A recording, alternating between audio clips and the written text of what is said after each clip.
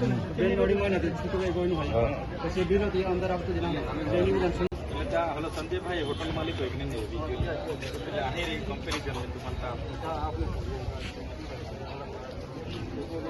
50,000 રૂપિયામાં નહીં ગયું ફોન પે 20,000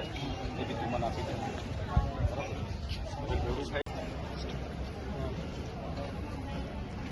ગઈકાલે આમ આદમી પાર્ટીના કાર્યકર એક શાંતિલાલ ડેબા વસાવા અને બીટીપીના જે 2022 વિધાનસભા અમારી સામે લડ્યા હતા બહાદુર વસાવા દ્વારા એક પોલીસ અધિક્ષકને એક ફરિયાદ આપવામાં આવી છે ત્યારે જે 16 તારીખે રાત્રે 9:50 જે નંબર પરથી ફોન આવ્યો હતો અને જે શાંતિલાલભાઈએ ગાળામગાળી કરી હતી એની હકીકત એવી છે કે શિવમ પાર્ક હોટલ ગામ નિંગડ તાલુકો ડેડિયાપાડા ખાતે શાંતિલાલભાઈ ત્યાં શાક બનાવવાના કારીગર તરીકે નોકરી કરતા હતા અને લોકસભાની ચૂંટણી દરમિયાન ત્યાં આમ આદમી પાર્ટીના નેતાઓ જમ્યા છે એમ કરીને શાંતિલાલભાઈ અમારી પાસે બિલ લેવા માટે આવ્યા હતા અને 50,000 રૂપિયાનું બિલ હતું એમ કરીને જૂન મહિનાની અંદર જ 50,000 રૂપિયા મેં એમને ચૂકવેલા, 30,000 રોકડા લઈ ગયેલા અને 20,000 એમની છોકરી સપનાના ખાતામાં અમે નાખ્યા છે ફોન પે કરીને. ત્યારે માત્ર ને માત્ર પૈસાના બહાને રાત્રે દારૂ પીને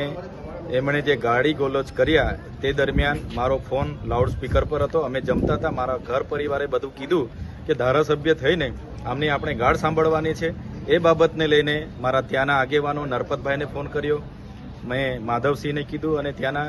માજી સરપંચશ્રીને કીધું અને એ લોકો ત્યાં એમને સમજાવ્યા અને આ ગાડી ગોલોચ કરવાના બદલે 9 વાગે આપણે ધારાસભ્યને જઈને મળીશું. ત્યારે એમણે ખોટી રીતે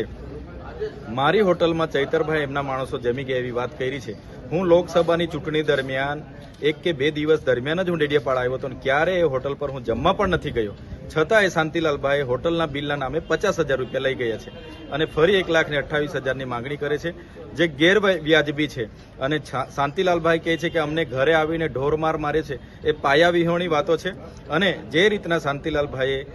ગાળામગાળી કરી છે એના વિડીયો, એના CDR, એના મોબાઈલ FSL તમામ બાબતોને લઈને આજે અમે પોલીસ ઇન્સ્પેક્ટર શ્રીને અરજી સુપ્રત કરી છે. યોગ્ય તપાસ થાય, હોટલના માલિક સહિત તમામની નિવેદન લેવામાં આવે તો